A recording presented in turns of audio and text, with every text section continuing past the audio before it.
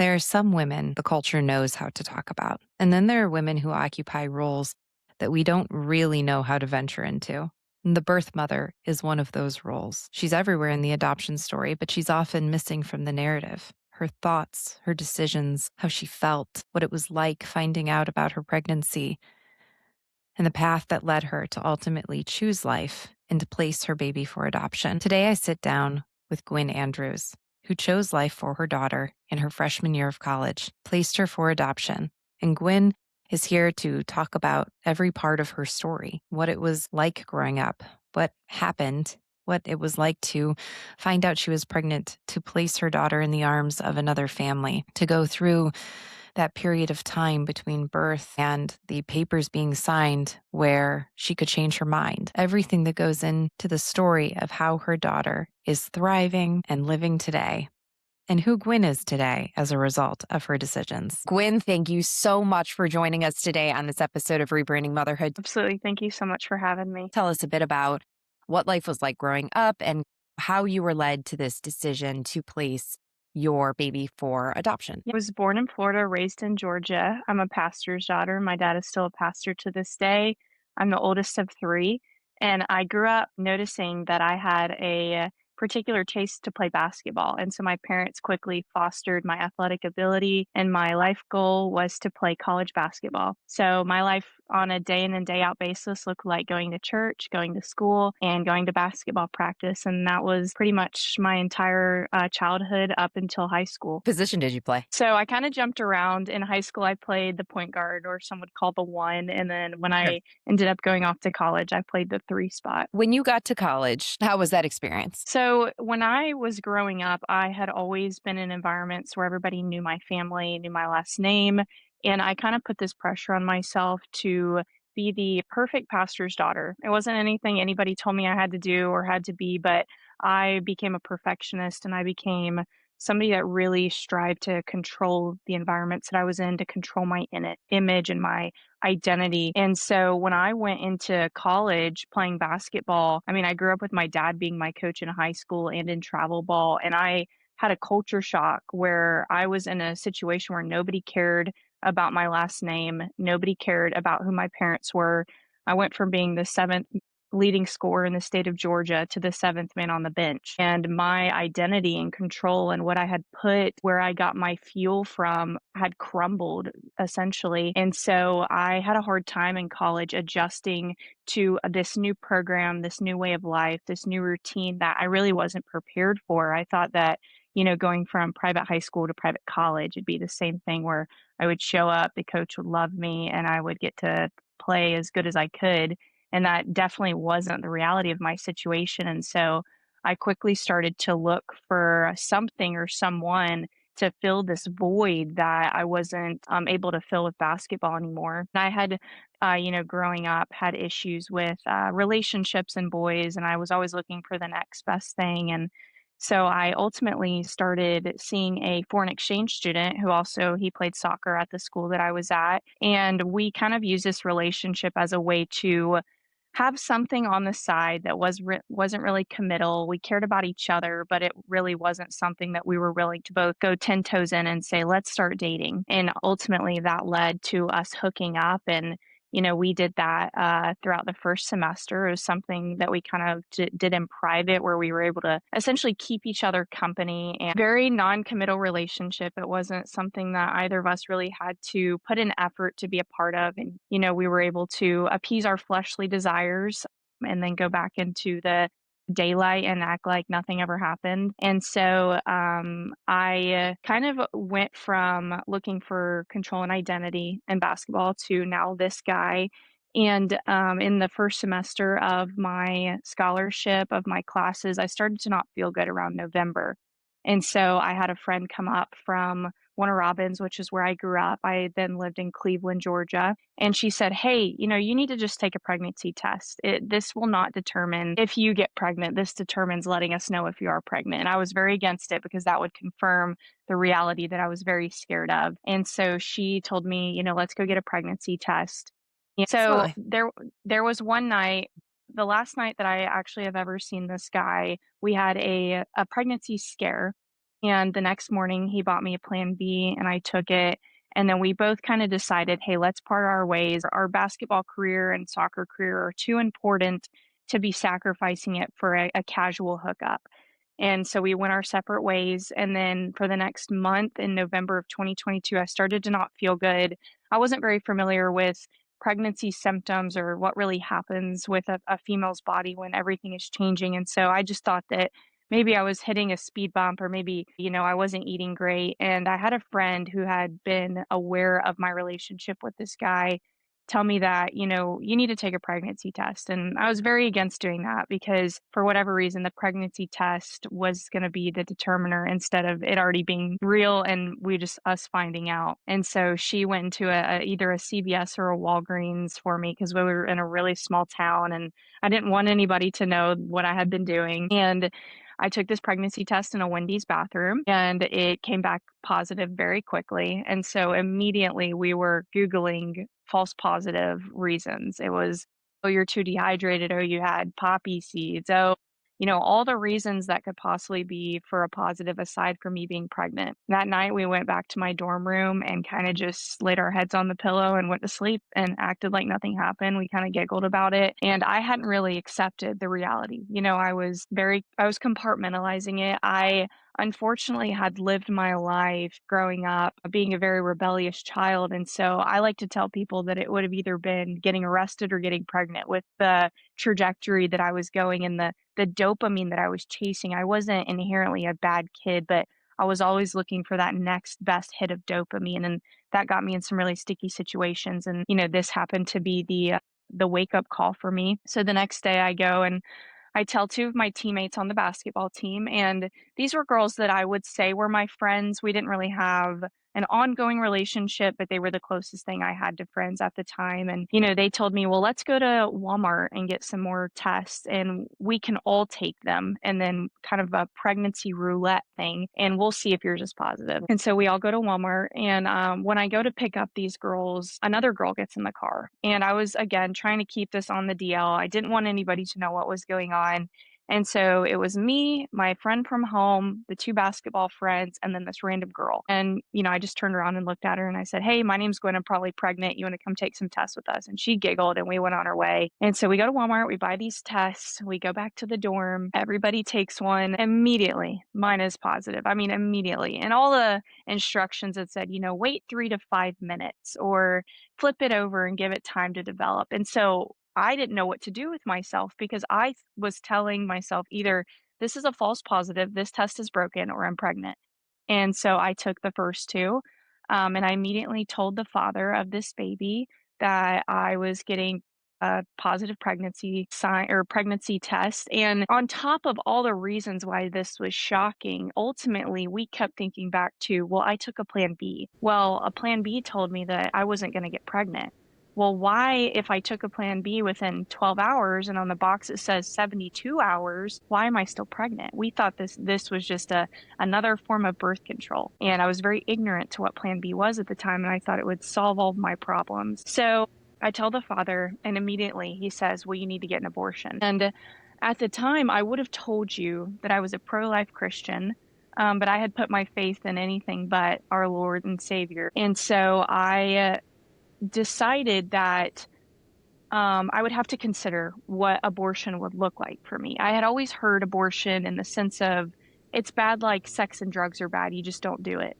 But I didn't know what it entailed. I didn't know really the gravity of a decision like going and getting an abortion. And so me and him went back and forth and we talked about it. And he told me about the chemical abortion pills. And I saw that as another form of plan B or birth control. It was just pills that you take that will take care of an issue. So I talked with, the teammates and the friends that I had around, and they all said, they didn't really encourage me to get an abortion, but they did say this would be your best solution to this problem. And so I went around the corner in the room that we were in and I called every clinic and hospital in our area to see if I could go in and get these chemical abortion pills. Nobody carried any because the heartbeat bill had just been passed in 2019 throughout the Senate and the House. And so I wasn't able to go just drive up somewhere and get these pills as the internet was telling me I could. Well, long and behold, I was able to find Planned Parenthood. And so I went on a Planned Parenthood website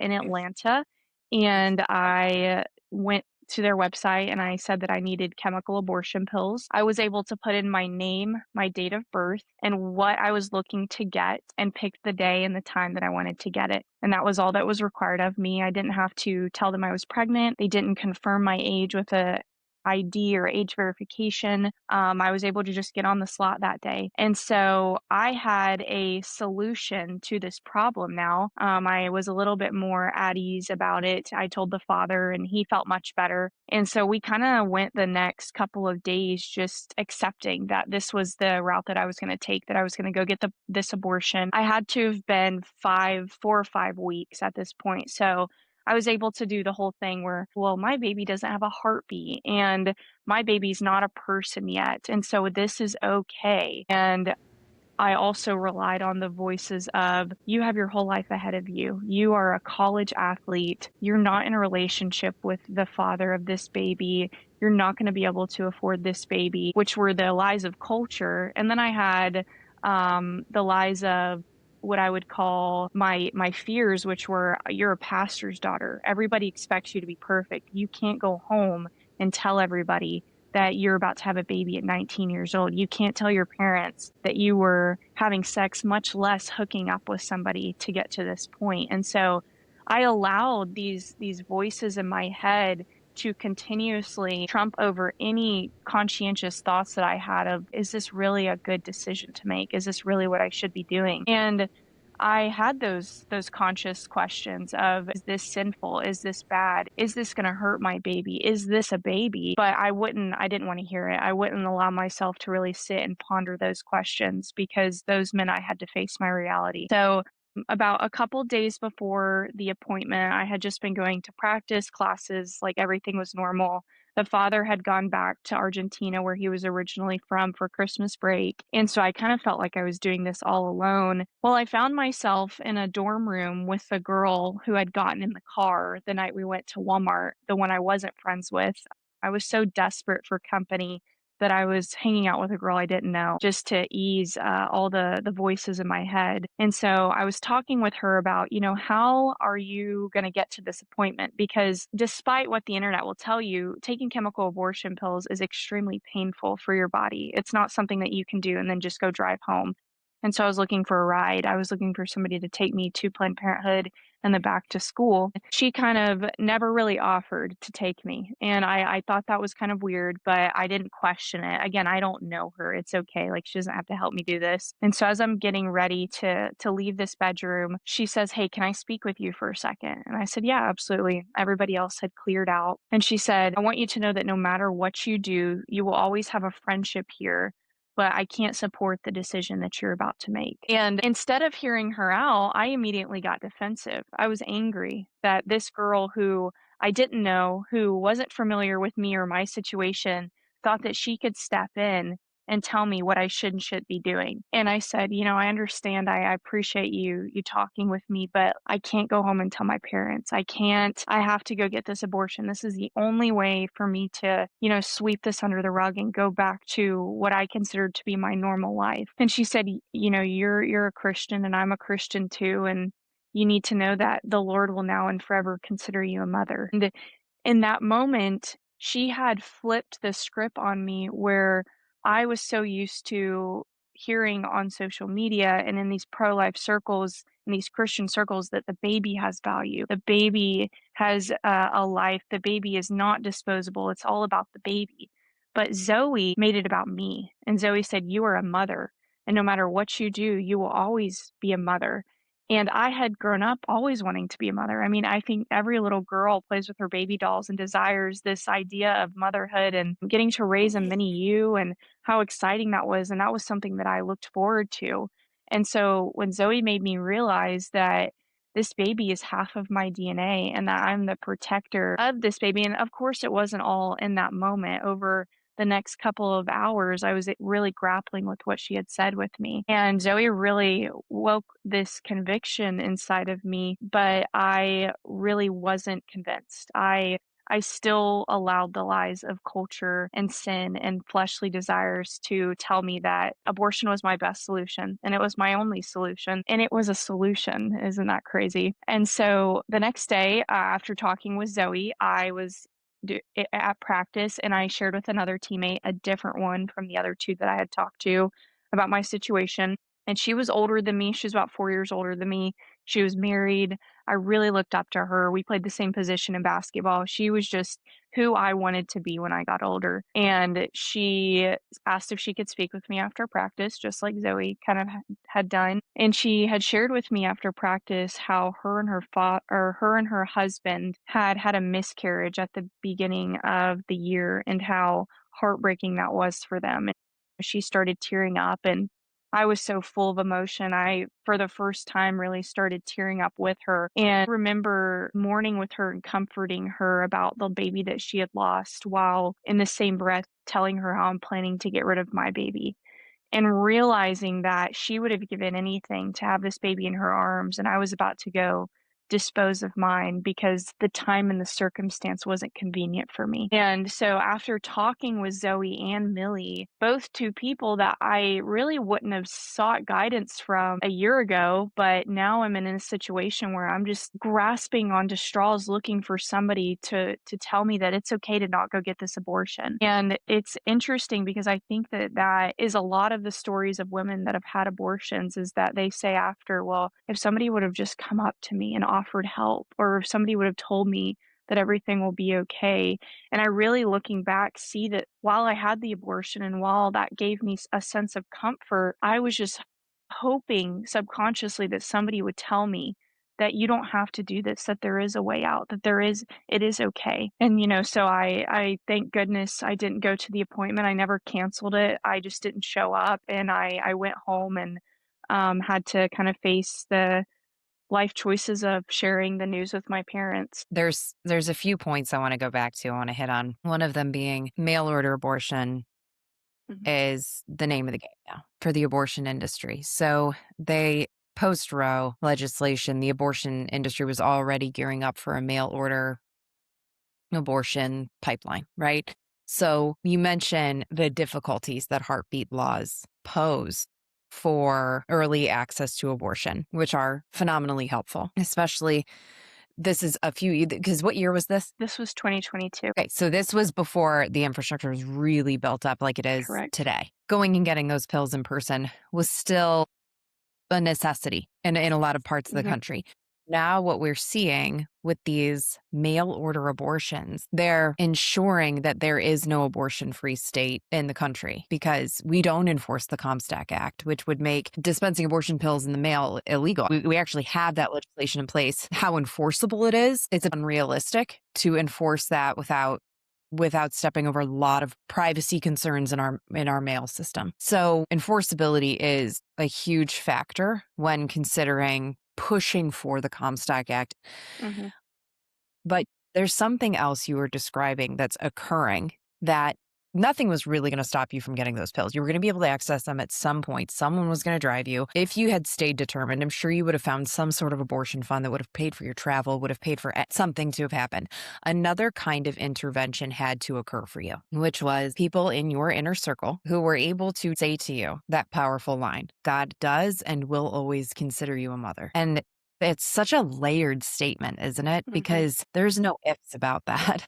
There's no ifs about humanity. There's no ifs about personhood in that moment. I know we can talk about this humanity and personhood in terms of medical terms and legal terms, but in that moment, it's indisputable what you know that you are dealing with when you are making this decision. For people to come to you and humanize you in Mhm. the situation, it's almost revolutionary to hear. In Mhm. that moment, it's these truths we've heard over and over again. The mother matters too, the mother matters too. When you are in the moment, when it is your unique suffering, when it is your hour of need to hear that you have this role and it is all about what you do with it, that will make the difference. It is forever a part of your life. It is forever a part of your legacy. And it is now your responsibility to carry it one way or the other. And there's something so startlingly empowering in that moment, isn't there? Yeah, Because the weight absolutely. of that responsibility, it does stand to crush a woman, but it doesn't. Not all choices are going to benefit you, your child, your sense of self. And we've been sold that lie, right? That on the other side of this abortion procedure is a greater sense of self and autonomy if you are unencumbered by the child. Mhm. And then there's this author who wrote this book called The Dignity of Dependence. Her name's Leah Sargent. The premise is that we have made dependence seem so undignified and such an undue burden on the mother, degrading of dependency that promotes self-autonomy at the cost of obligation, duty, and protecting and shaping and forming the self well. And it takes so much from a woman. But in that moment of panic, women are willing to make some pretty hefty trade-offs. But in your situation, you initially thought, what were your initial thoughts on adoption? After you're in this moment, you know that abortion is not your option. What was your next thought after talking with your parents? And how did that conversation go with your parents? Yeah, so I had gone home, and this was around December, so this was Christmas break. I had a limited amount of days to really solidify telling my parents or going back to school pregnant and trying to figure it out. And so subsequently, I started getting really bad morning sickness. I mean, it was just awful, something I hope to never experience again. And I didn't realize that that was a symptom of pregnancy. That's how ignorant I was to pregnancy and the whole. And so my mom was really concerned, and she said, we thought it was the stomach bug, and then we thought it was the flu, and then we food poisoning, and even talks of going to the doctor to like get me checked out because I couldn't hold food down. It got to a point where I couldn't hide it anymore. And I remember sitting in my room, and it's really interesting, my relationship with the Lord, because I just dissed him so much, and yet in the hardest moments, I would always turn to him, and so it was a very transactional relationship that I had with God at the time, and I said, "Lord, I cannot tell my parents. I need you to tell them. I need you to tell them I can't do it, and I don't know what that'll look like, but you gotta do it." And he said, "Okay." And so we were in the car, me and my mom, and this was 3 days before I had to go back to college for basketball. And we dropped off my sister at a friend's house, and I was like, "I need you to get home, like, I'm about to throw up again, I couldn't hold my dinner down, like, drive, drive, drive." And she turns to me in the car and she goes, "Are you pregnant?" And I looked at her and I said, "No, what? That's crazy. Why would you even say that to me?" And so we drove home, about a 7-minute car ride, very quiet, as you can imagine. And we get in the house, and now I had to do exactly what I didn't wanna do because the Lord gave me an opportunity, and I said no, even though I had asked for it. And I turned to my mom and I said, "I am." And she said, "You're what?" And I said, "I am pregnant." And she asked me what the name of the father, and I told her his name, and she said, "What's his last name?" And I said, "I don't know." And she started laughing. She didn't realize that I was being serious. That's how outlandish this situation was for us. And, my dad comes in and he gets his coaching voice and he's like, how could you let this happen? Like, he's thinking about basketball and all the things we've sacrificed. And my mom's like trying to grapple with this idea that I was having sex in the first place. And so one of the bigger motivations for me, aside from all the other reasons I listed of wanting to get an abortion, was because I thought my parents were going to kick me out. To my surprise, that wasn't what happened. They, after the initial grief and shock kind of took over the situation, it turned into prayer, and it turned into them comforting me and still not really understanding what was going on, but choosing to walk with me. And that night, me and my mom sat down and I shared everything about my past, about my relationships, about the silly, the weed that I would smoke and the vapes that I would hit, and all the foolish things that I had been involved in. And so that gave me an opportunity to really get all of this off my shoulders, which was a blessing at the time. I didn't realize it. And so then we said, well, what are we going to do? And we had decided this amazing plan of ours to send me back to school. Hopefully, I would be skinny enough to get through the season, cover up in some big sweatshirts, and In May, I would come home over the summer, give birth in August, and we would go from there. And that was kind of a way to get me to not be able to have to quit basketball. Well, we quickly realized within a couple hours of that conversation that wasn't ideal and it wasn't safe for me or the baby or anybody that would be with me if I were to somehow go into labor or have a complication. So we decided to drive up to my school, and me and my mom drove up there. I met with my coach the first day of practice, and I told him that I wouldn't be able to contribute to the team in the way that I think that he needs, and that I think that my spot would be better filled by somebody that's more driven. And he said, "Okay, well, I hope that we'll see you around campus." And I said, "Oh, I'm not coming back to campus." And he was like, "Okay." And it was a very quick conversation. Unfortunately, in college, it's not abnormal for people to be in and out of teams because of NIL deals and transferring. And so I was just one of the many that was leaving. So I went down to my locker room. I gathered my stuff. I walked by all my teammates on the court that were practicing, and only a couple people obviously knew what was going on. And I went with my mom. We packed up. We went home. And I had asked my parents to keep this private. Do not tell anybody. I was still reaching and grasping for this sense of control, that I wanted to control my situation. And I said, don't tell anybody. Don't tell any of the pastors. Don't tell anybody at our church. Don't tell our family. Nobody's going to know until I can figure out what I'm doing. And throughout those next couple months, they, honored my request of not telling anybody. And my mom has a friend on the board of Covenant Care Adoptions. And Joe Betsy is her name. She's an amazing old lady at our church, and she offered to have me meet with some birth counselors. And so my idea of adoption at this time was gross, bad, secretive, sneaky, private, some type of weird foreign thing where you bring a baby over from a village, or foster care where this child has no sense of stability in their life. All the negative ideas around a baby being with somebody that's not biologically theirs are what I had. And so I immediately pushed back on this idea of meeting with a birth counselor, and I ultimately caved just to appease my mom originally. And so I go and I met with this lady named Miss Carol, and she told me that whether I decided to do an adoption plan or parent my baby, that this agency would walk with me. And so again, it's somebody else that I don't know in my story telling me that they're going to be there for me and directing me. And so I had a little bit of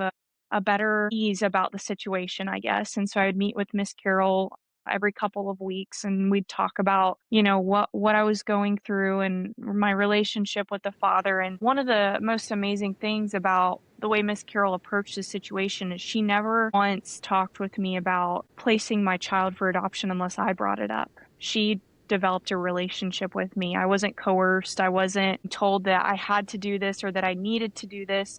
All she did was be there for me. And by being there for me, it allowed me to be interested in adoption more. And so eventually I learned about not just adoption, but open adoption, which is a agreement or a path that a mother could take where the child is placed with a family that they get to pick. I got to pick who my daughter went to, and that twice a year I'm able to see her legally.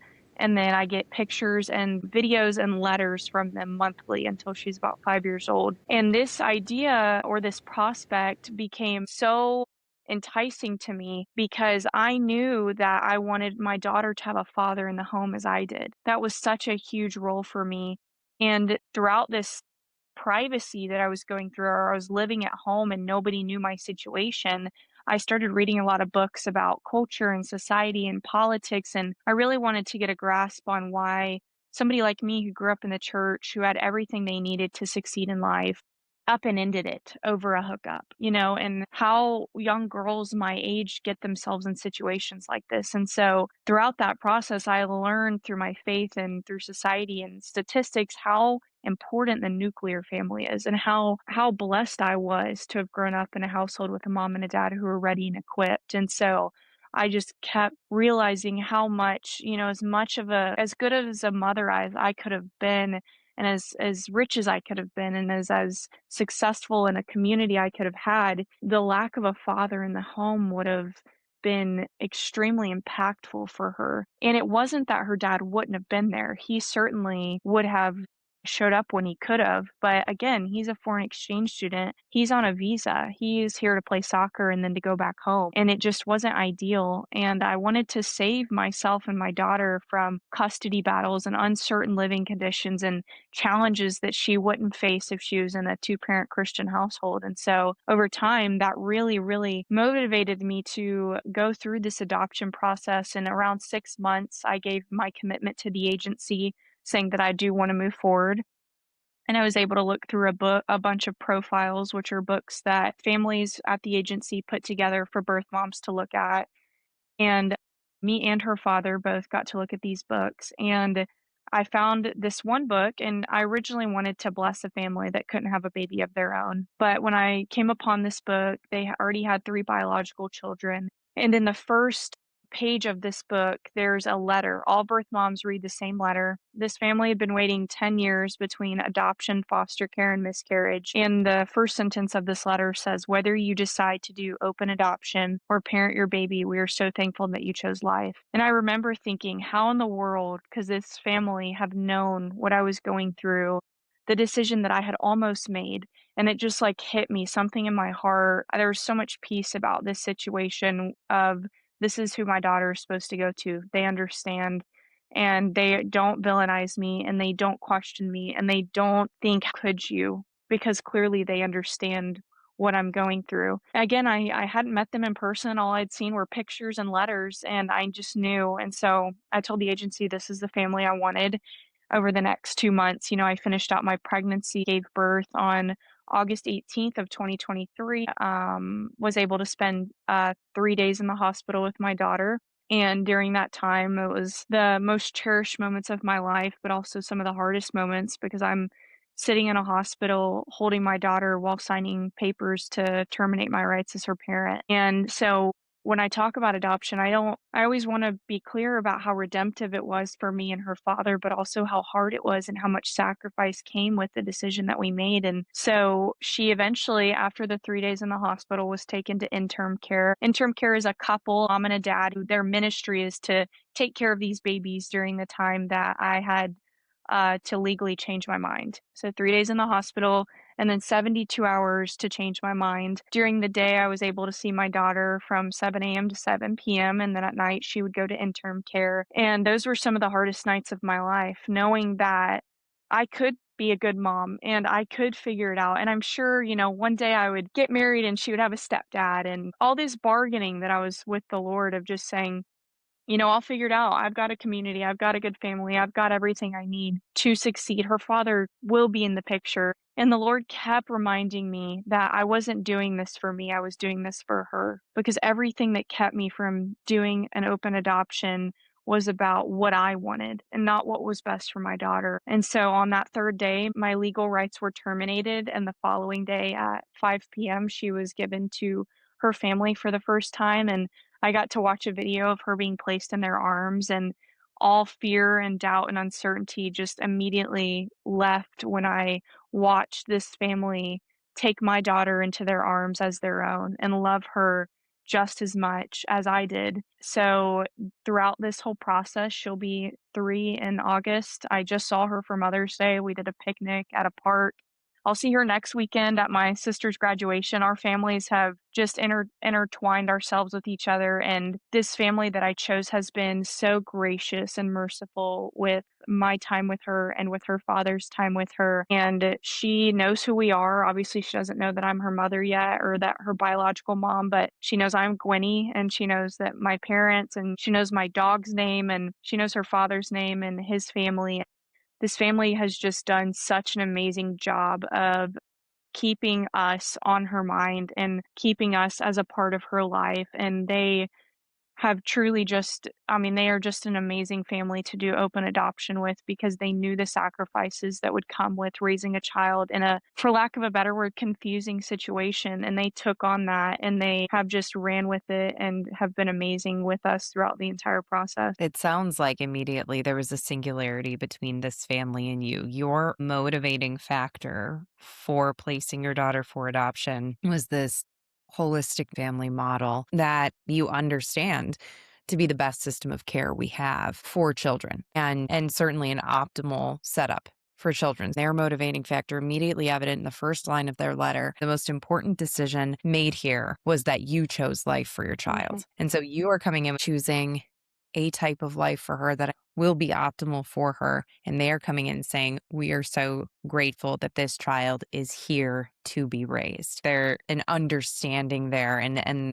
certainly a fostering of affection when both of you can care for this child from different angles. And what an incredibly brave story. And thank you so much for sharing your story with us. I know that it hasn't been long Mhm. since you placed her for adoption, and this is to have made such a monumentous decision that young. And it's actually not one decision, it's actually a million decisions and a million acts of discipline, especially in those first few days. Everything just biologically a woman goes Mhm. through after birthing their child, you really had to have been on mission, Yeah. constantly on mission. I don't think that that's something a mother can do alone in her own strength. And so it's telling how you weave faith into your story and Thank how you. that had to show up in every moment, in every minute as you were making these decisions for your daughter and for her future. You went on to run for years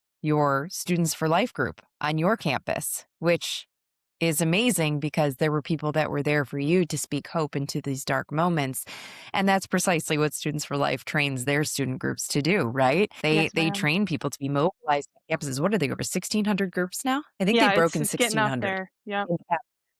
Yeah. And to perpetuate hope on campus, to perpetuate the message of building a post-Roe world, a pro-life culture in this country, and to carry proper messaging in the classroom, on the bench, in the locker room, wherever people find themselves in those tough moments. And I'm so glad that there were people who were there for you who truthfully spoke out of turn. You talk about how these friendships were not that intimate yet.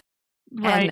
And and need to do, right? We need to be able to speak out of term and we need to be able to speak well. And that is a difficult thing to do, especially when you risk such anger and you risk not knowing everything this other person's going through, but those people themselves, they share that same singularity of this child's life is precious. It is sacred. It is valid. And even if I don't know this person that well, I have to speak on that.